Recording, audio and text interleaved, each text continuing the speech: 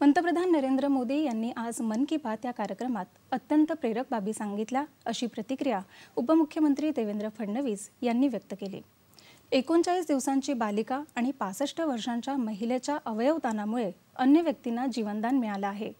त्याचबरोबर नवभारताच्या निर्मितीत प्रत्येक क्षेत्रात मुली आघाडीवर असल्याचं पंतप्रधानांनी सांगितलं। याकडे फडणवीस यांनी लक्ष वेधलं।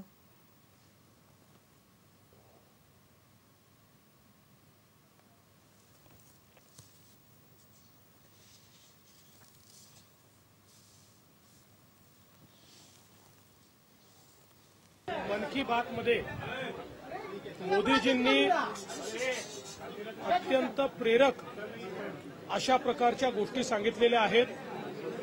विशेषतः ऑर्गन डोनेशनच्या संदर्भातले जे दोन उदाहरणं आपल्या समोर आलेले आहेत, 39 दिवसाची छोटीशी चिमुकली असेल किंवा 65 वर्षाची एक स्त्री असेल, यांच्या ऑर्गन डोनेशननी किती लोकांना जीवन मिळालं, हे अतिशय प्रेरक अशा प्रकारचं, मला असं वाटतं प्रेरणादायी अशा प्रकारचं वक्तव्य आज माननीय मोदीजींनी आपल्यासमोर आणलंय।